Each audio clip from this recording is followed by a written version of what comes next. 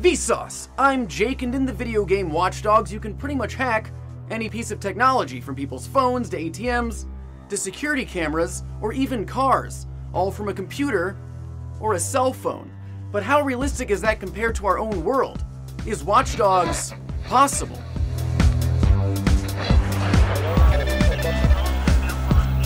Security cameras are supposed to be there to protect us and can only be seen by people with specific access. However, using certain Google search terms, you can find hundreds of unsecure camera feeds, allowing you to see things that normally you shouldn't. These are just a few that I was able to find, and in some cases, I can control the camera's features and its movements.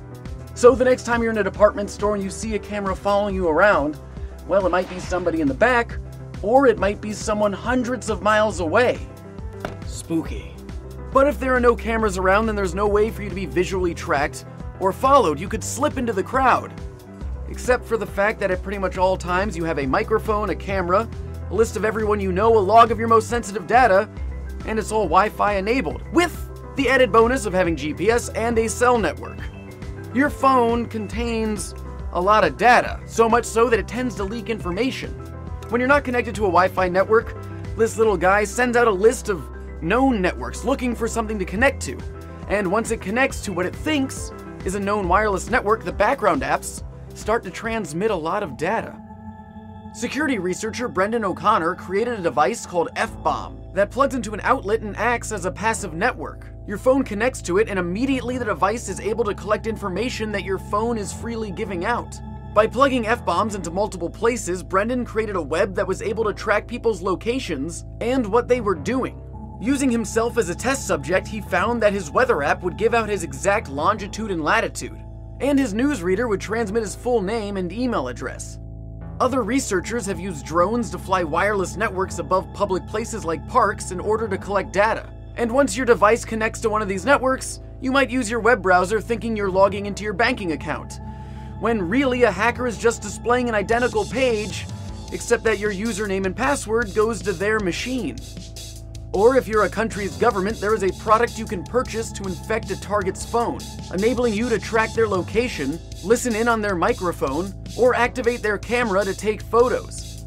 As devices become more connected, we move closer to the Internet of Things. It is said that the first version of the Internet was about data being created by people, and the next version will be data created by things. There are wireless washers and dryers, refrigerators, and bathroom scales. But then there are things that could be deadly, like sniper rifles that are controlled wirelessly, or even pacemakers. There are over 3 million pacemakers and 1.7 million ICDs inside people's chests. And in 2006, they started becoming wireless. In 2013, researcher Barnaby found a way to hack them. From 50 feet away, he could either have them shut down entirely, or he could have it send a high voltage shock of 830 volts directly to the heart. Barnaby was also able to hack insulin pumps, and as long as you were within a 300-foot radius, he could have the pump inject all of the insulin, about 45 days worth, in one go, a potentially fatal amount. He was also responsible for a hack that we've all probably dreamed of, where he jackpotted multiple ATMs, forcing the machines to spit out money.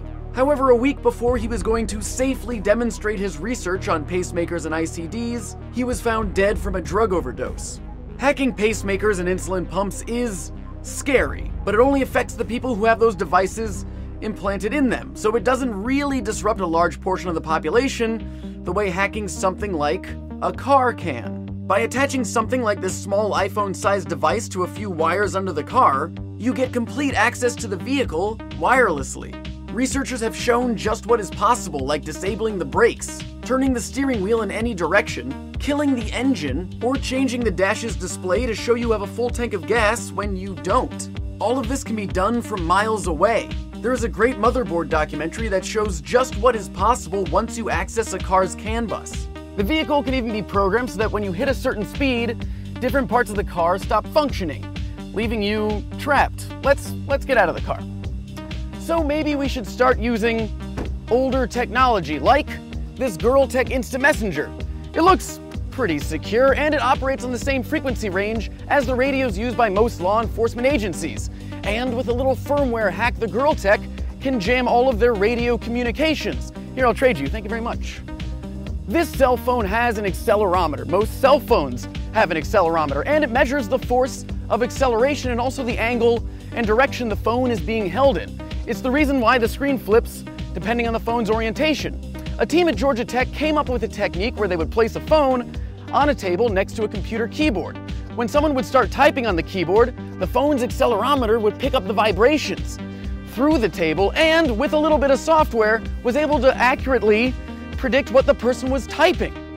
Now, all this kind of hacking takes a lot of time and a lot of skill, but there is a way that's as easy as 2 + 2 = 5. Social engineering. It's a technique where you manipulate people to do things or give you information they ordinarily wouldn't. Thank you.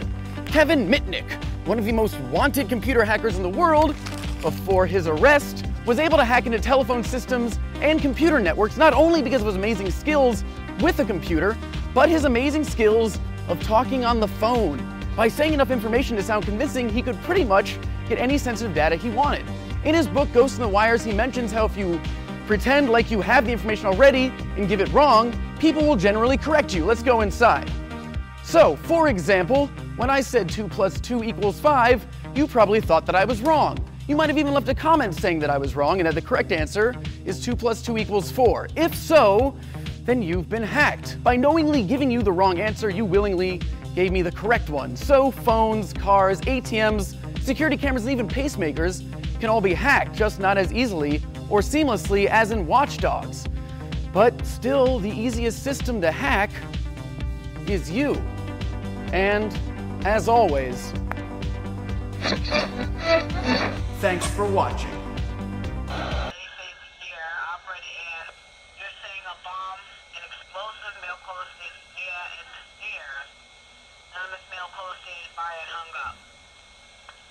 Check advice.